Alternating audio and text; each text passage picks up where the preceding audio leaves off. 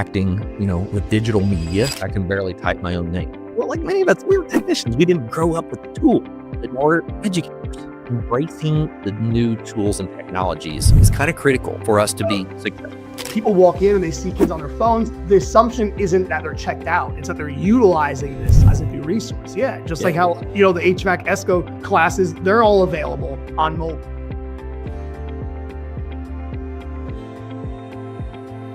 European radio shows have replaced hosts with AI hosts. I can see that happening easily. I have an app right now where all you need to give it is 5 minutes of your natural speaking voice or a recording in which you spoke, and then say, okay, Mr. D. Miranda, make this content in Russian. And they will be speaking Russian, but they'll sound like me. So it keeps it authentic, and it also helps to kind of match the mouth movements a little bit better. But that's huge, because I think that sometimes when we're developing this content, especially for energy efficient technology and this stuff that's right on the cusp of the cutting edge, we're developing it, and the rest of the world is going to utilize this eventually too.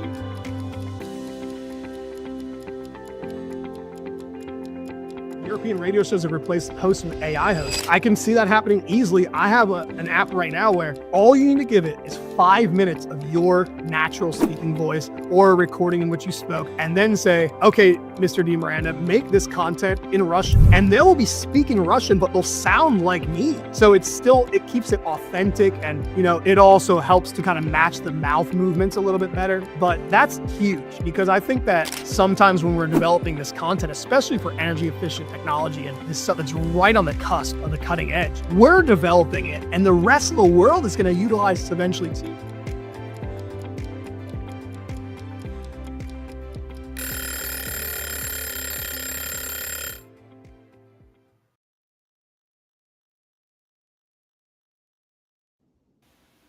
Well, hello everyone. Thank you for joining us again on Did You Know, the ESCO HVAC show.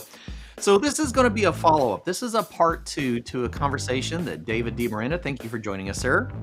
Thanks for making time for me.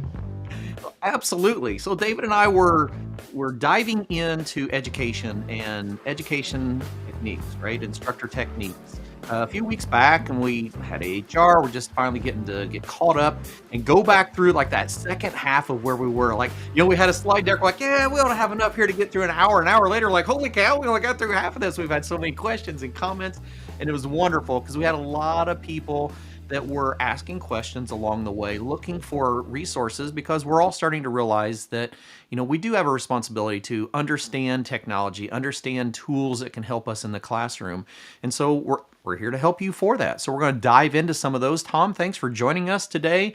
And everyone that's out there, let us know where you're joining in from. We're grateful of the growth that we've seen from this channel. And every week we have a new variety of people that's joining, wanting to learn more, wanting to get better, whether it's technology, whether it is ways to better deliver content in the classroom. That's what we're here to provide for you. So, Leah, let's go ahead and kind of regroup where we left off, and we'll go through a few slides, and then we're going to start talking about some of the interactive content that DNR offers that's now available through the HVACR Learning Network. Yeah, absolutely. So we started talking about innovative training techniques. It's really just ways to amplify the content that you already have. Yeah. We're not trying to reinvent the wheel here. We're really just trying to amplify what you already have. Exactly. Some simple techniques on how you can deliver it.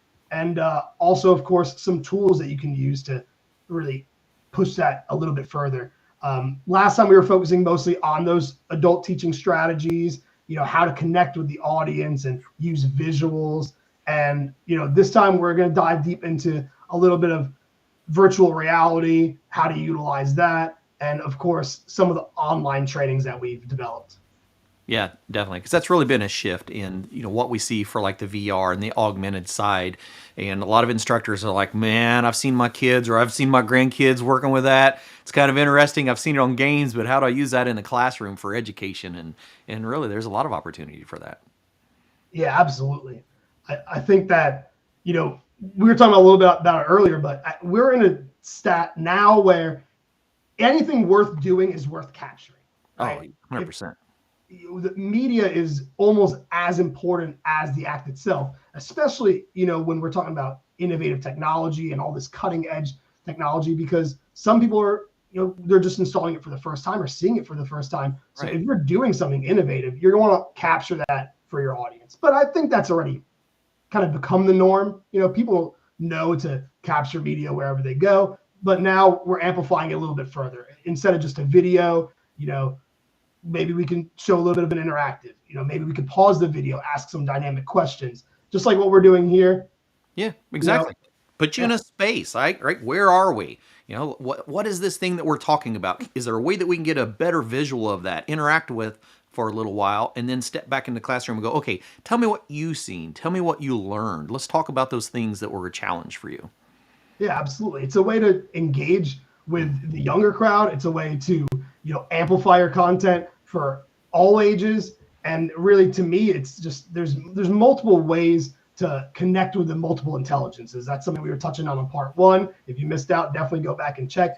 And this is about creating a multi-dimensional educational sphere. So you want to give the learner every opportunity to learn in ways that are beneficial to them. And I really think that these virtual interactive tours do just that.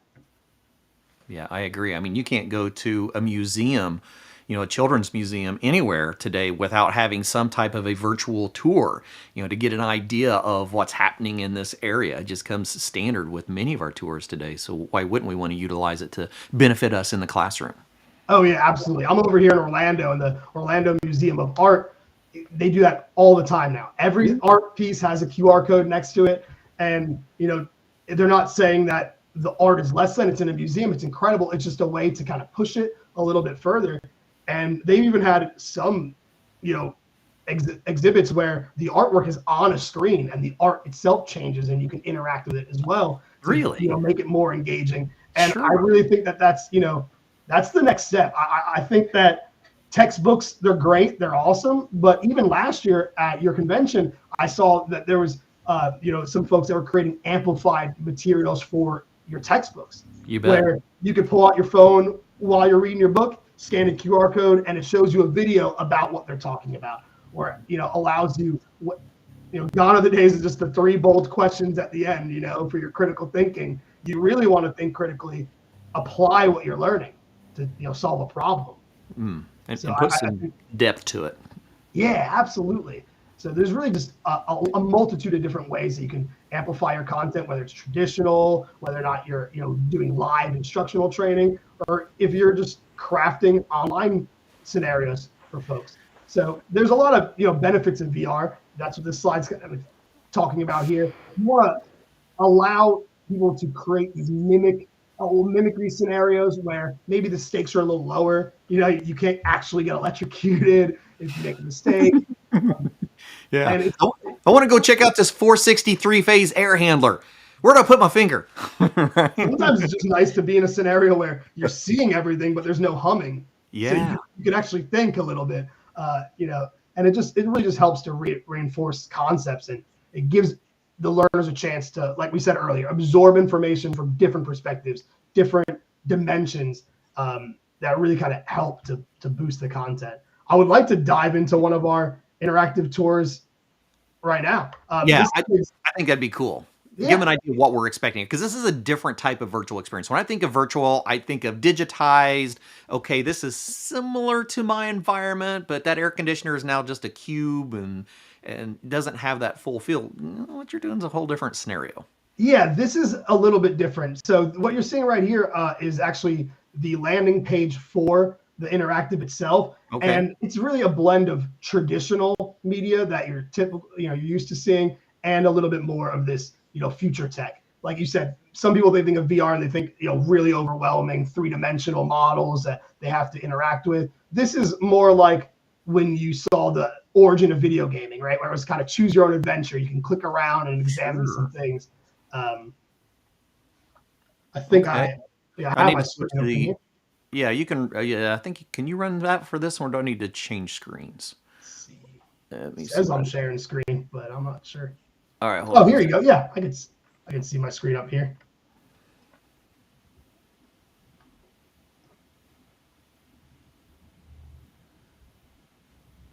Let me see. I had 2 of them.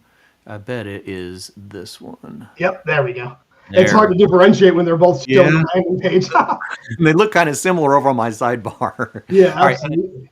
And I'm going to So move what us you down a see, little bit so that people can get a better picture. Now, if we get in the way, I may bounce back and forth just a little bit depending on what's on screen here. yeah, that should be great.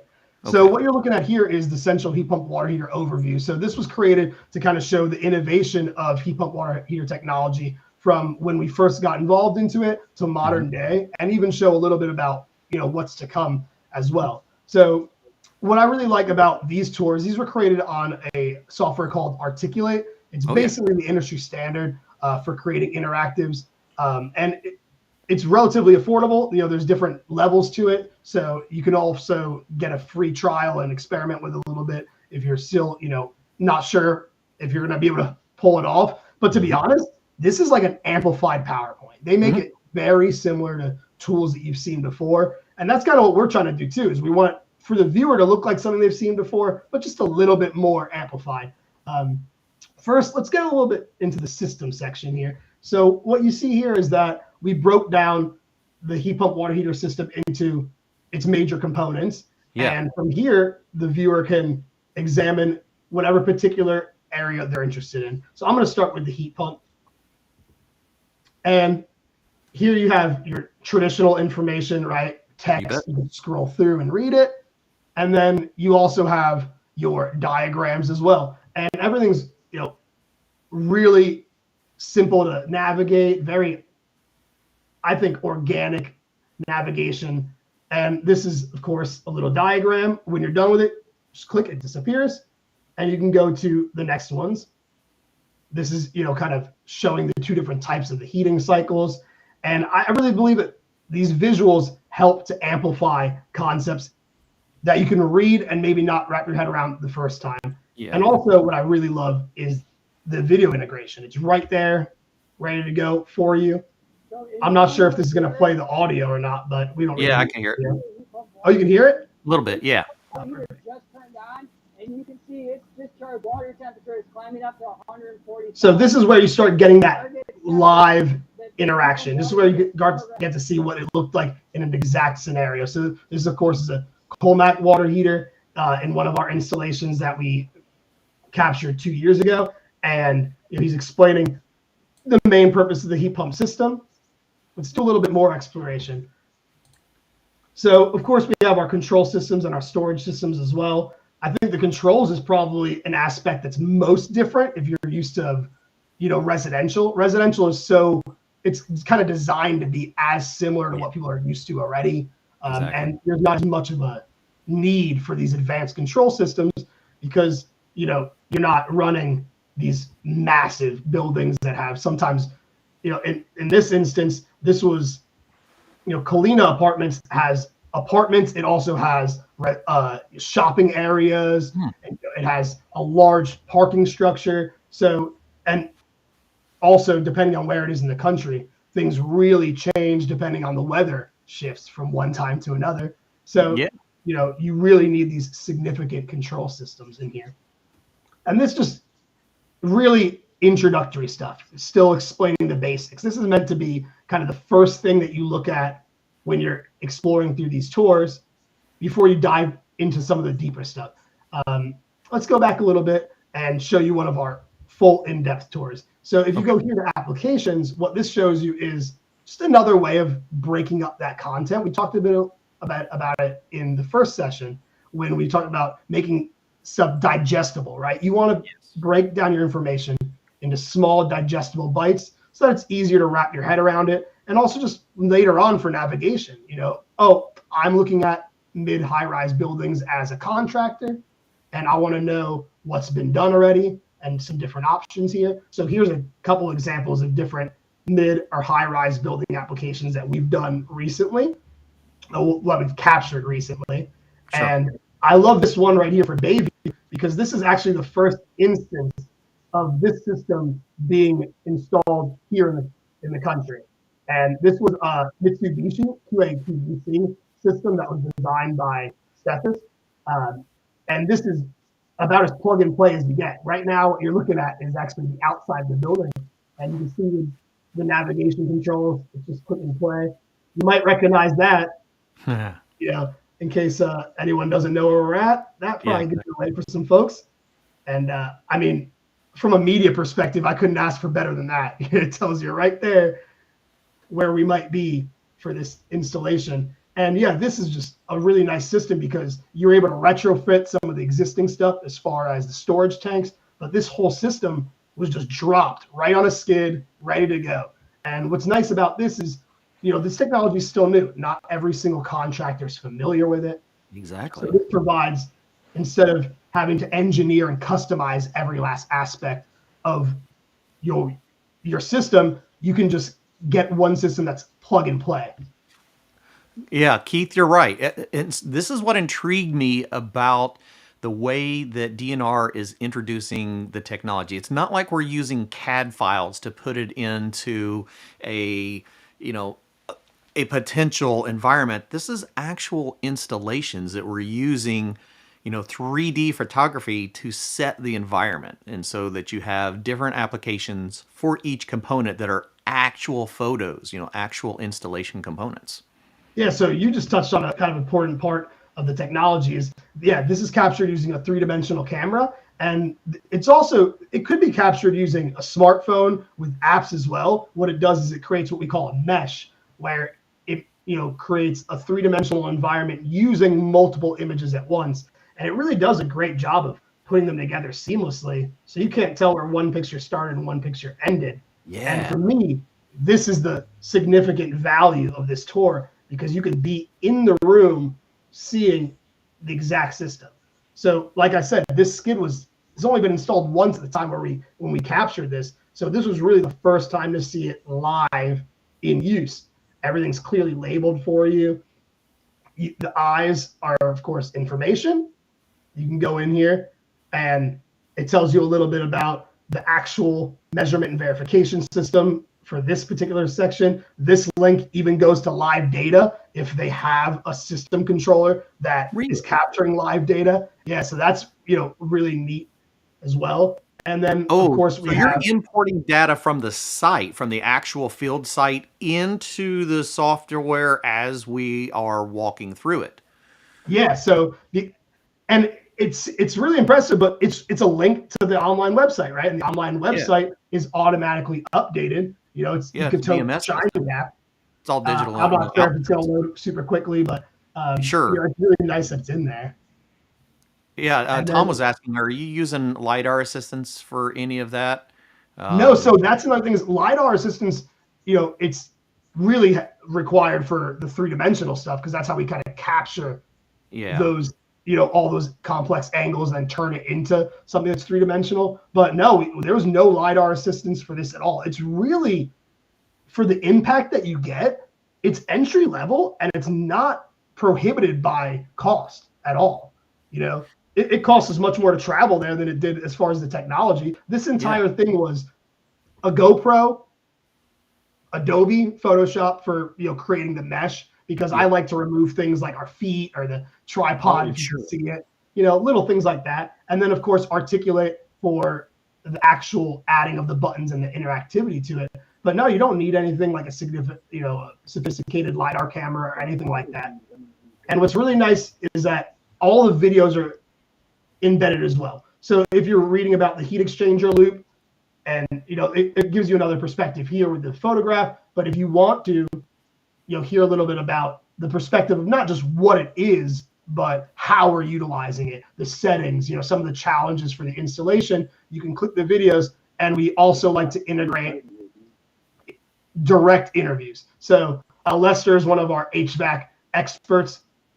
You may have even seen it if you've gone to some of the events that the ESCO group has put on, because he's been at a few of the conventions with me.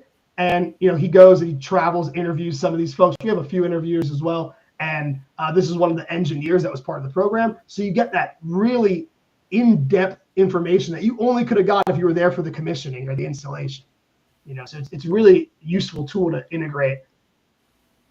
And man, that is in crazy. here you can see that, I'd like to think it's pretty well, it's really organic and easy to navigate. It's intuitive is the word I was looking for. So here you see, the controls, and naturally you're going to want to know a little bit more about them. This tells you how we're getting that live data, right? We're using those CTA 2045s to capture all that information, and then you can actually use different softwares to capture that data. And this is incredibly important, not just to demonstrate.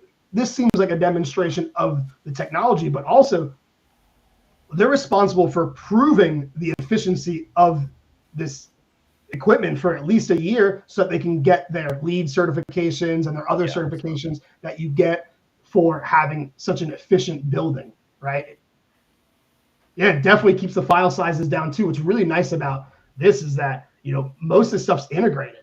I don't need to send you a 40 gigabyte file for this interactive. This interactive lives on our server, and all I need to send you is a link, and you have the same seamless control that we have. I'm actually using, you can tell right now, I'm just on a web browser. I'm not using, the file itself, just to show how it would work for you as well, right? Yes. I kind of have a sour spot for that in demonstration. Sometimes you see it and you're like, is this the fancier Are you playing a version? video? Yeah. It's a great point for everyone to understand, because we've looked at some different interactive technologies, some different VR technologies where you have to have, a proprietary computer in some instances to be able to have that in a classroom. And I know for myself, a lot of my classrooms that I've had in the past, I had testing centers where I had computers available for every student, or work areas where I had computers available for a variety of students. You have that opportunity to allow each one to walk through at their own pace in this same environment. But you could also even have this on your big screen in the classroom as the primary. Man, I'm getting a little creative as I'm thinking about this, with the ability to just embed individual components, learning components as well as visual components into that environment. Absolutely. And you touched on something great, Clifton. We talked about a little bit in part one, was that if you want it to be approachable, you can't have it be limited by the technology that you need to, utilize it or to absorb this information. You could have one VR headset and one person at a time having the full immersive experience, because you could use this on a VR headset and you don't need to click and drag. You just simply look around and it goes to where you want to go. Absolutely seamless on a VR headset. We'll have that demonstration available for everybody in Vegas come soon. So, come find our booth and we'll be demonstrating how to use it with the headset. But yeah, in a classroom that's maybe limited by the amount that you have, or you're limited by, your technology, you can have it on an iPad, you can have it on the screen, you can have people on their laptops, on their cell phones even. This works seamlessly on anything that can open up a browser. So that's really what we're most hold on a minute. So I'm sitting here thinking, okay, what if I, to get started in my classroom, right? I want to start teaching some of the heat pump water heaters, which most of the interviews I did at HR was on this style of technology, because it is definitely the future of our industry. A lot of companies are looking at high performing heat pumps for replacing gas fired boilers and, air cooled chillers. And now we're looking at high performance heat pump scenarios, exactly like we're talking about in this modular unit. So this entire environment that we were seeing in that modular unit could literally be shipped to different manufacturers, different facilities around the country. And if we could teach this one modular unit, now everyone has the ability to engage with that. And if you have tablets in your classroom, which most of us already use tablets as well, you can actually run this from tablets. Yeah, absolutely. I think you touched on something great. We're really pushing for, and not just DNR, but overall the market is going towards these modular and these skid systems where it's simple plug and play. I think it's a little bit easier to prove the technology's usage, and also it's easier to adopt, because you don't have to be a master engineer. You don't have to design the system top to bottom. You just need to understand its limitations, and what it's capable of. And like you said, it's a lot easier to, proliferate this information out to people, because they can learn that one system and get that same one delivered right to their door. And this is, like I said, was a retrofit. So I also think that helps to kind of push the reality a little bit too, is, not in every instance are you going to replace every last thing. We need to be conscious of not just economics, but the environment, right? If you have some great storage tanks and you utilize them still, why not? Right. Sure. So there's really a lot that you can do with this. I want to bounce back here and kind of say a little bit more. So that was a really good example of one of those skid systems. One example. Yeah, that's just one. This is a modular system right here at Hope Workstation. And by modular, what I mean is that you're able to these are the Senko 2 systems. Oh, really? Yeah, where I've been they're looking for one of those. Let's get ourselves up onto the roof here. Let me go back to my portal page. So we have the site tour. We like to, that's what you saw a little bit of just now. We like to include a little bit of the actual building itself because it helps for the contractors, especially to get an idea. Oh, this looks just like mine. I can drive by this building. Yeah, see? And now you know. And this shows you exactly how I got that fancy lead certification. This was one of the major aspects of it. You know, the bottom shows all the different players, whether or not it's Ed Green, you know, the engineer, or some of the stakeholders in the project itself. Meet the people involved with this project. Yeah, and then of course we have our system tour as well, and this shows you exactly where it is. And what I like too is you can't help but see all the other innovative technology that they have. Yeah, I mean, this is real world scenarios.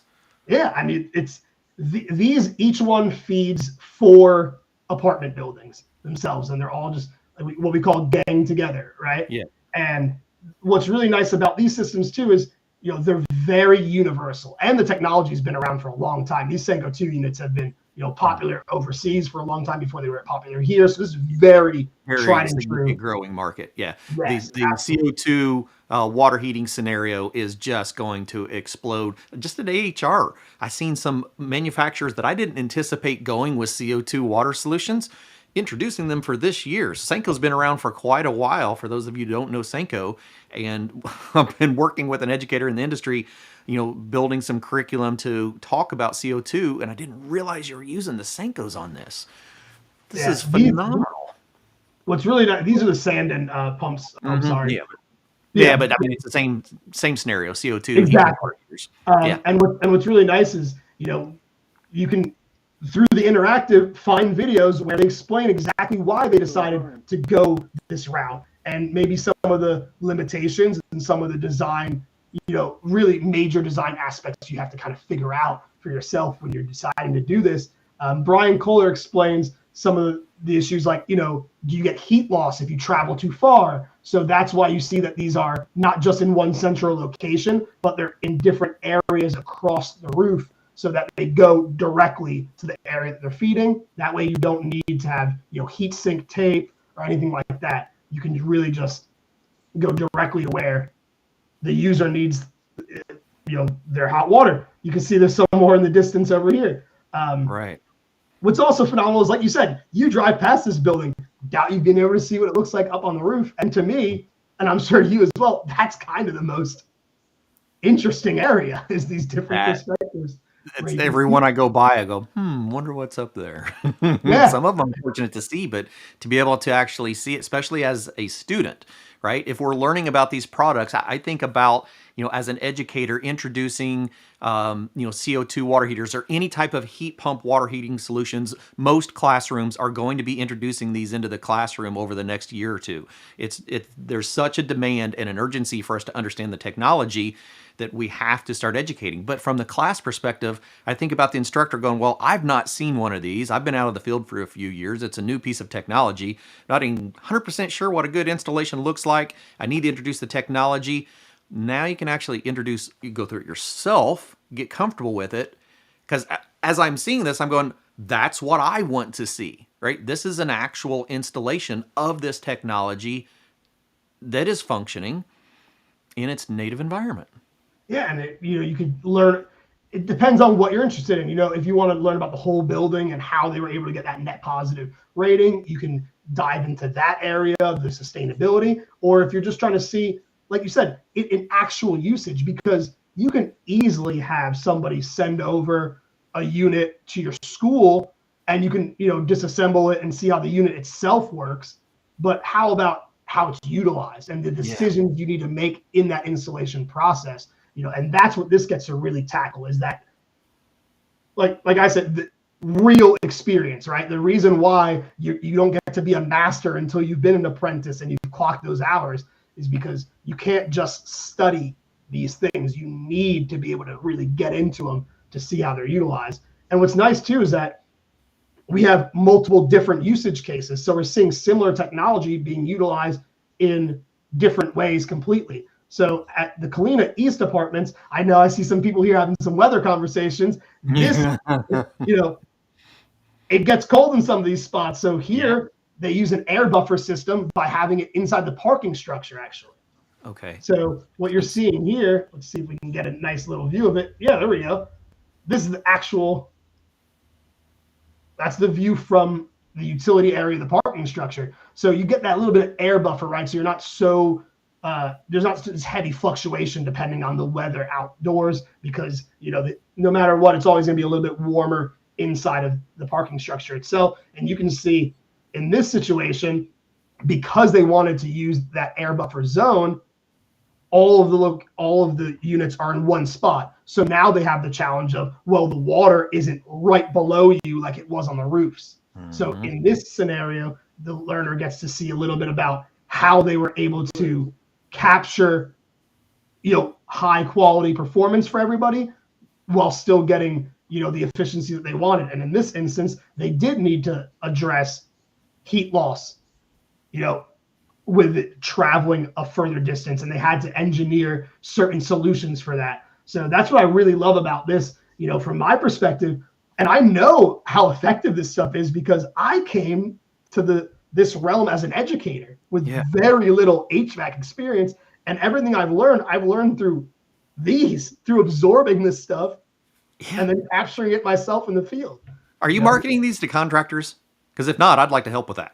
Yeah, I mean, I haven't even thought about marketing these to contractors, but man, absolutely, that's one of the major target audiences is the contractors. But it's always great to get more eyes on it. Like we said earlier, anything worth doing is worth capturing, and it's worth talking about, especially when our job isn't just to understand this stuff; it's to advocate for this stuff, right? So that's what we're trying to do here with this. I think this is a really great advocacy tool. It's not just a case study proving how it works. It's real use. Well, Ty and I did a heat pump water heater. No, it wasn't Ty. It was Zenobio Aguilera and myself did one a while back talking about, particularly residential heat pump water heater solutions. And, we showed them in the classroom, what that could look like and did some education on them. But some of the comments, some of the emails that I got later on the video was, but what do these look like when they're actually installed? What is this new stuff going to look like when it's in the field? How much more space or less space does it actually take up? Well, that's really what we're doing is we're... Yeah. Oh, and we definitely have residential ones too. We've done quite a few residential installations, some that are geared towards, contractors to kind of prove how it works and, the ease of a residential system. We always kind of tell people, get involved in residential installations first, get comfortable before, you dive deeper into something like a commercial installation as well. And then we have ones geared towards the DIY guy because, research actually shows that the do-it-yourself installer is more likely to embrace new technology than your contractors are actually. And a lot of that comes down to the fact that, time is money. You quote somebody a certain price, the longer you take to experiment with something new and learn, you might lose that profit. But if you're doing it yourself, there's not that pressure, right? Yeah. You want to make sure you're learn, saving as much as possible as well, So there's just really a lot that you can do with these interactives to not just educate, but to also to, advocate for the technology. And I think it's really exciting, the technology that we're seeing now. And in the classroom, let's go back to the classroom a little bit too. If you're, a vocational teacher and, you're only given a certain amount of curriculum funding a year, or you have your textbooks and you have your professional experience, this is a great way to amplify that. One of these virtual interactives, you give it to somebody as homework and you can believe they're going to check this stuff out because it's engaging and it's fun. You tell someone to read 18 pages of some, of a very technical text and answer some questions and come back, you might be talking to half the room that's seen it the next week. But something like this is a little bit more, engaging. And of course, we still have our traditional case studies and everything here. This is just kind of showing you that comparison. I wanted to look at this for a moment just to show you, like, I'm incredibly proud of these. I designed some of these myself, but in comparison, these seem so one-dimensional now after being able to physically explore through Bayview Tower and see how this stuff is working. So this is kind of what we used to do. Yeah. As far as this was all we had for case studies, and send these out. Like a white sheet. Yep. And now, we can accompany something like this where it's, here's the case study, but also here's the actual location itself, and then a little bit about the technology too. This tool section shows how we decide what works best in these scenarios and what doesn't. So the Eco Sizer, this is, you can magnify the image or you can go directly to the website, but it tells you it's a free sizing tool that's provided for you that, you can utilize to kind of make sure that the system you're thinking about installing is going to work for you and maybe what you need, right? So are you going to utilize a swing tank? Are you going to use a parallel loop tank where, it comes through? Is it single pass, so on and so forth? And this allows you to see that. And of course, we always link out to our partners because we're trying to give people as much as they can to feel successful in their decision. So here you can design your custom load shape. You can type in your information and it gives you everything you need there, right there in the system. So like you said, this is a very comprehensive tool for a contractor because it has your use cases. It has the tools to decide whether or not it'll work in your scenario. And then this EcoSim is kind of similar. It's a performance model, a simulator that can show you what your average savings or energy use is going to be based on your climate. So you can, you can type in your area and it can give you some information. And then of course we also have the Ecotope user manual. This shows you some information as well on how to use these evaluation tools. And then, if by now you're sold on it, right? You're like, oh, this is going to work for me. You can learn about the qualified product list. This is directly from NEA and the Advanced Hot Water Initiative. And it tells you what the lists are, right? Some of the products that we can use, residential all the way up. Because another thing is too, not everything that's commercial means that you need a massive commercial unit. You might be using multiple residential, systems inside a commercial scenario because you have condominiums or something like that. So this shows you just depending on what you want for your market delivery, system design, so on and so forth. And this is a nice, easy to digest visual, but it doesn't get updated live. Things like this do. They go regularly. And you could go in there and examine exactly what it is that would be successful or useful for your scenario. And then, of course, because we like to make it as multidimensional as possible, there's videos there as well that show you some conversations about the different qualified products and highlighting the variety of all the different hot water solutions that are available out there for you. I love this little section. It shows you just how simple it was. They craned it right in, dropped it, and in a couple hours they were testing the system. Really exciting stuff. I'm incredibly excited about this. I had went through the interactive side on my PC, going through the interior of the simulation. I didn't spend enough time going into all of the resources for this module. This is insane how many additional resources here that I wasn't aware of.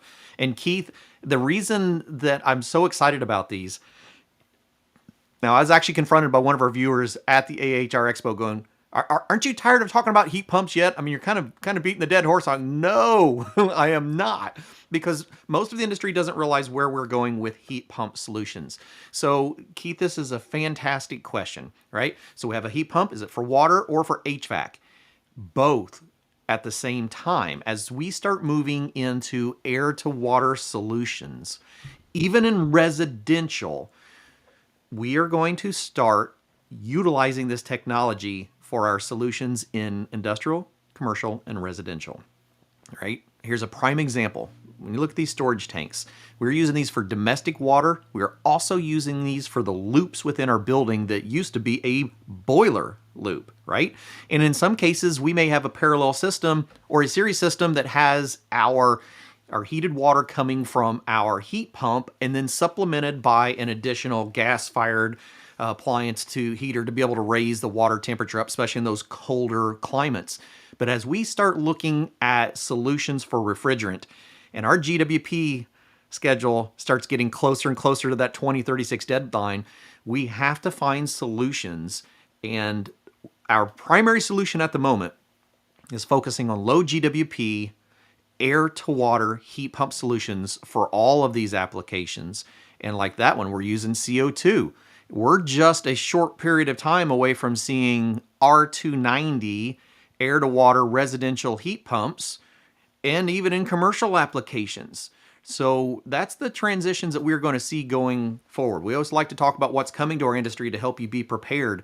This is it. If you currently do not have an air-to-water heat pump in your curriculum and in your training, you should be budgeting for that in the very near future, because that is the way our entire industry is starting to go. So, man, this is a phenomenal tool, not just for teaching it, but the actual application and decisions along the way. Yeah, absolutely. We saw a little bit about it at AHR. I sat through a few of your live podcast tapings, and they were talking about how to utilize every aspect of the technology. So not just if you're utilizing the heat pump water heater to pump, to heat your water, well, you can use the exhaust to also cool an area. We were talking a little bit about how in agriculture, especially because, the name of the game is profits. How can you, be as efficient as possible so that you can generate as much profit? It's very much a game of cents, pennies that add up. We captured a dairy recently, the Webb Basin Dairy, and they're utilizing heat pump water heater technology to heat their water. And even if the water doesn't get necessarily to the maximum temperature you need for sanitizing, still gets you most of the way, and at a much more efficient, efficient energy savings, of course. And then you can utilize some of the exhaust. Maybe you could, make a room a little bit more comfortable. And I see it also at AHR. We saw it for servers, right? How do we pull the warm water that's being created, by all of these water pumps that you need for these data farms? And data farms are exploding, of course, with the, as technology's growing and the internet's growing, so are data farms. And we're finding all these new ways as well to make the rooms and the offices comfortable while also making, the cooling systems more efficient. I don't think, if anyone's tired of hearing about heat pump water heaters, I'm sorry. We just don't have the bug yet.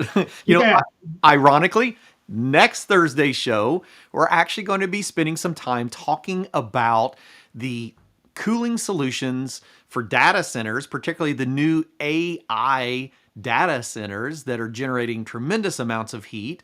And we are HVAC and R. This is what we do. So we're trying to find the best solutions for moving that heat. And these heat pump solutions, heat pump water particularly, are primary solutions.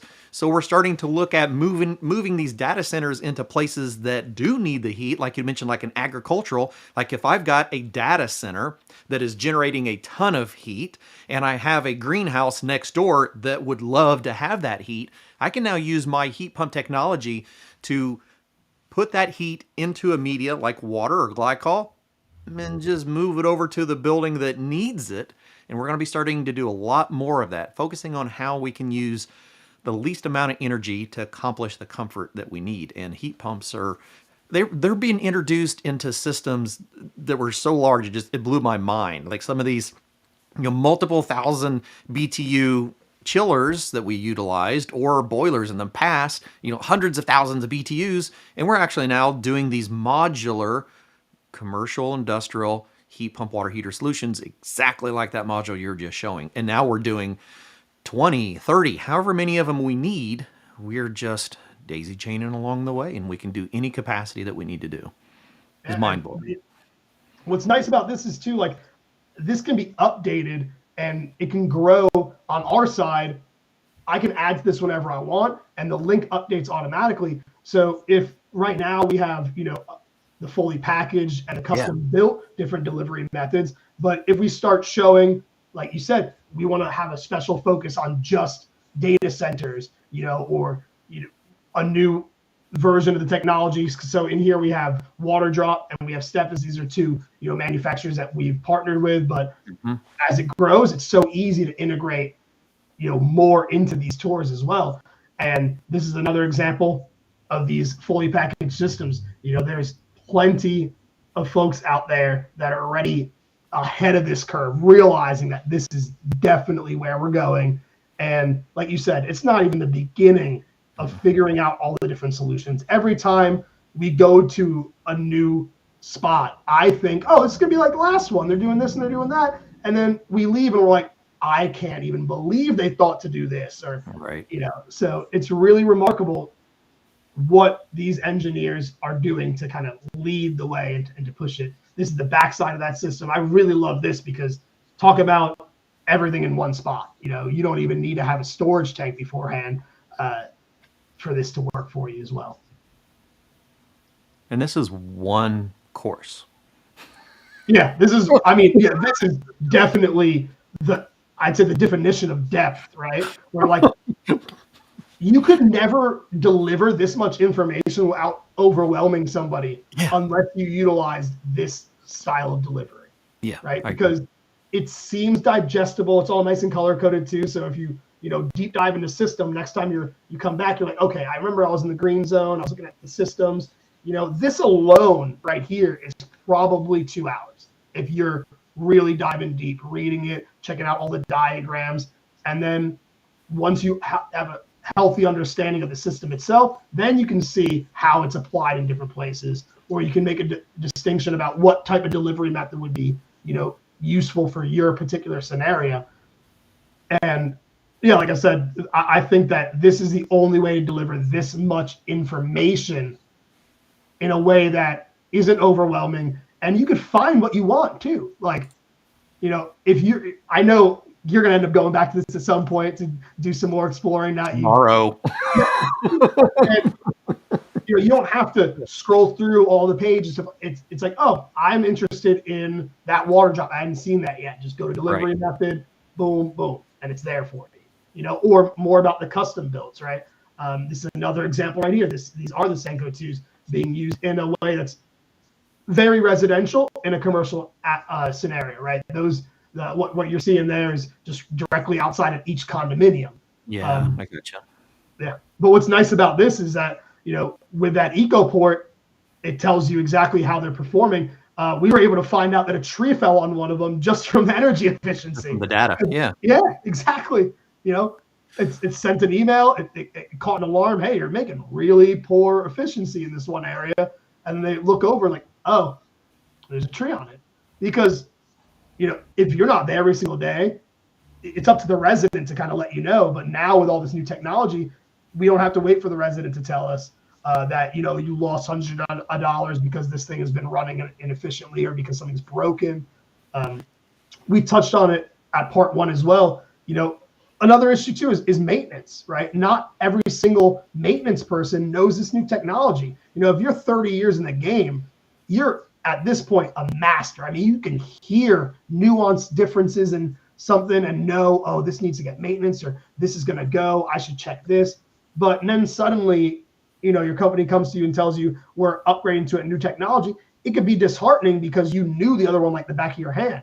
But a tool like this, I send this to you a month before the installation, you can wrap your head around it quite easily with the existing technical information you have, right? Like the adult learners, we were talking about applying that previous knowledge to something new.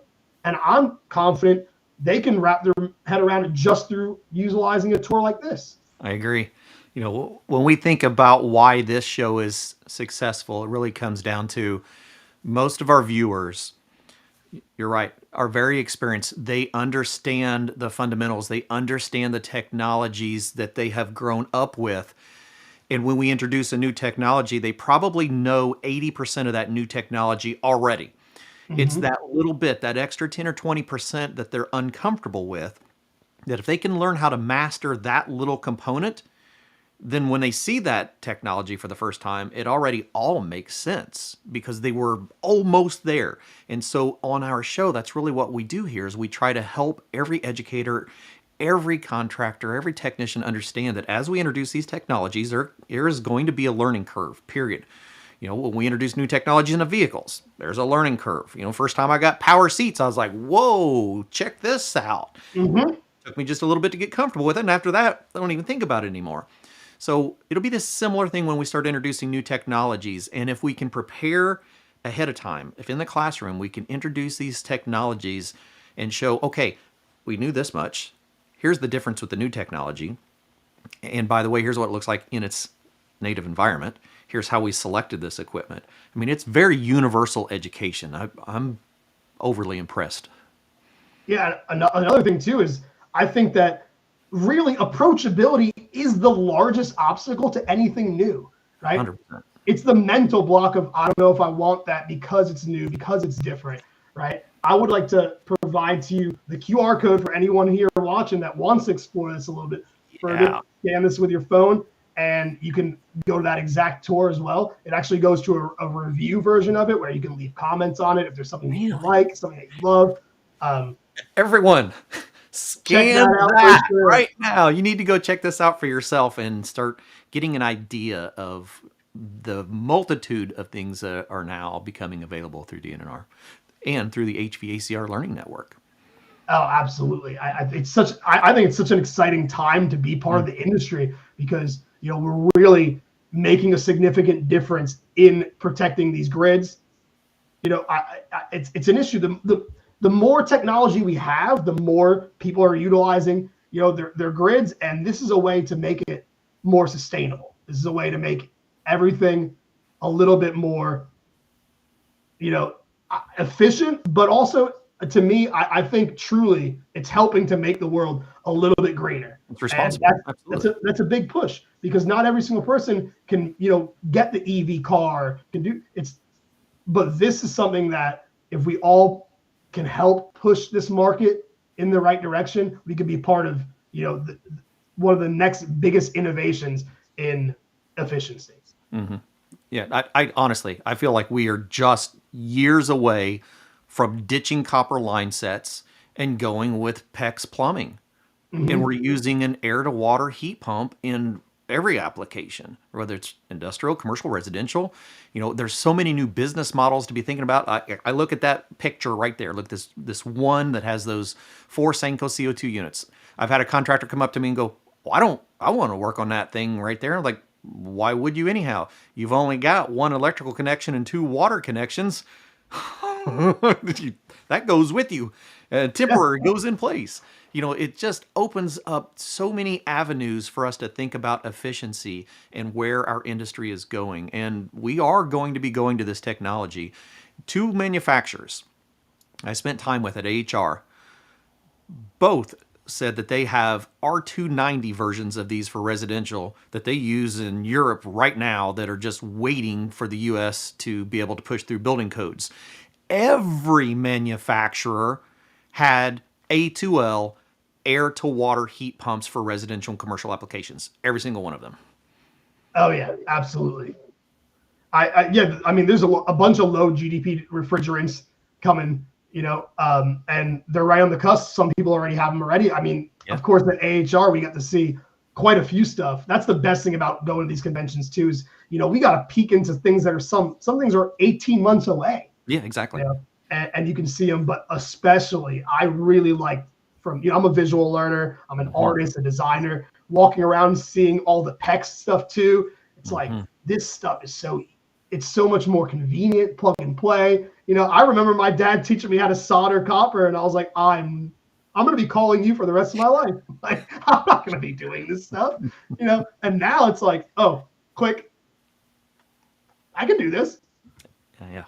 Absolutely. So, once again, that goes back to that approachability, right? It's like we want people to feel comfortable really tackling some of these projects themselves, whether or not it's do-it-yourselfers or, it's the industry leaders, really, and use a little bit of our online classes. Let me go to some of our online on-demand trainings. Yeah, very curious what else we can show people while they're here with us. And if you don't know what we're talking about, you need to come join us at our conference, because we're actually going to have manufacturers that's going to be discussing a variety of air to water solutions. And so, like Howard always mentions, like, you go to AHR to see what's coming out, and then you come to our conference to learn how to work on that and how to present it in the classrooms. And that's why we do this. There's people that, when I start talking about these technologies, go, oh, that's years down the road. I go, no, they're there now. Like, they're out in the industry.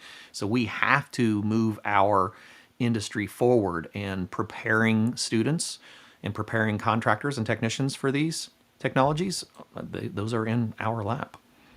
And I love hearing Howard say that, because guess what we need to do now? We need to go capture one of those R410A installations for that exact reason. So, like I said, anything worth doing is worth capturing. So anyone out there that's installing any of these cutting edge technologies, reach out. We're the ones to capture it. And if you have some content that you're trying to amplify, this is another example of how to do it as well. So these are one of our online classes where everything's broken down, like I said, into those digestible chunks. This is the best practices for installation itself. We utilize some of that, content that was captured on site. And then, of course, what we like to do is it's a mixture of the videos. There's, of course, the transcript underneath it if you want to, what did they say? Go back and double check. And then there's quick quizzes at each section. The reason why we do this, twofold: engagement, but it also helps to make sure you do a self-assessment. Know the answers to a question before you move on to the next section so you don't get lost. One of my big gripes with online learning is that you consume all the content and then there's just a big cumulative quiz at the end. And at that point, if you got lost or you misunderstood something, then you're in that frustrating scenario, right, where you're trying to take the quiz over and over and over again to get the score you need to get your actual certification. Where with this, it's little by little, and when you're done, all you need to do is review the content in a way that I think is really simple and broken down. And then this translates directly to that cumulative exam. And then ultimately, the Department of Energy skill recognition. And we got to stop right there for a minute, because I've had a lot of classrooms asking about energy skilled. And that was another reason I wanted us to talk about this particular program, is as we start paying more attention to what energy skilled is, I'm going to be doing a whole class on what energy skilled recognition is and the programs that are offered through ESCO. And this is exactly one of the courses that we offer that's in this energy skilled recognition program. And so it's a 2-for-1 deal. Like, when you're doing a class, this is not just preparing a student for a certification, it's preparing them for a certification as well as a recognition through the Department of Energy on this type of training.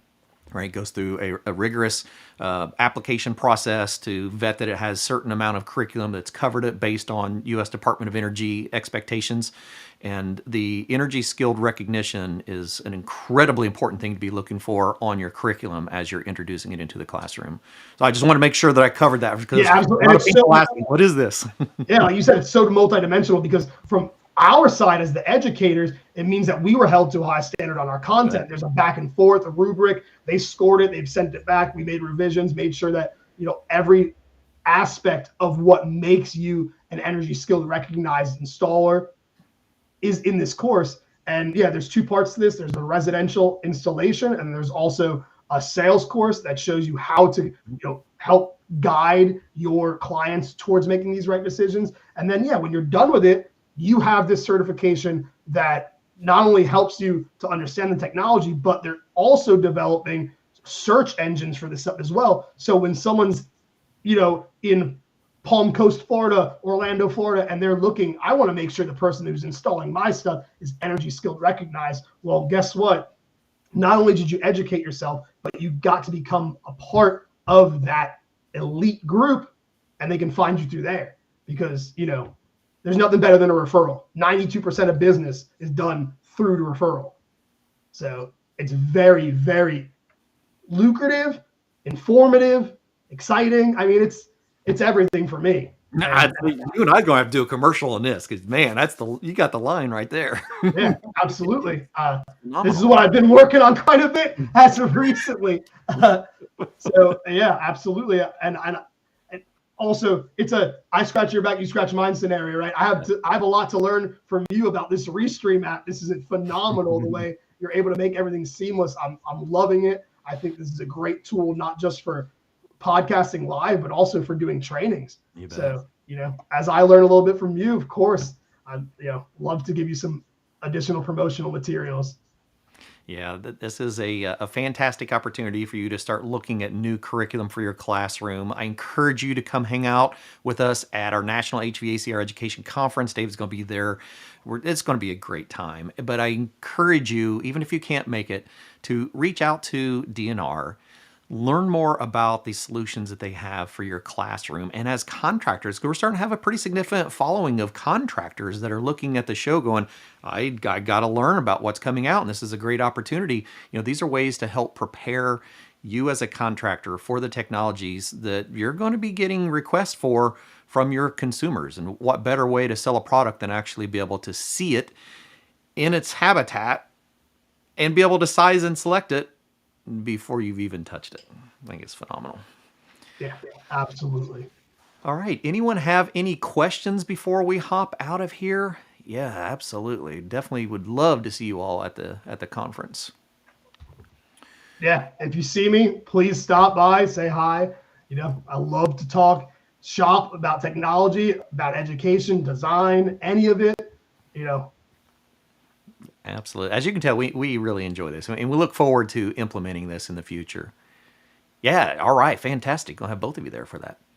Yep. Yeah. So come on and see everyone at the D+R team, and we will see you there. And for those that want to learn about how we're using this technology, particularly in the commercial aspect, moving heat from these high energy data centers, hop in next week. We're going to be spending time discussing how we move heat in those scenarios. So we appreciate you all joining us, and we'll see you all next week on Did You Know, the ESCO HVAC show. Bye, everybody. Bye, everybody.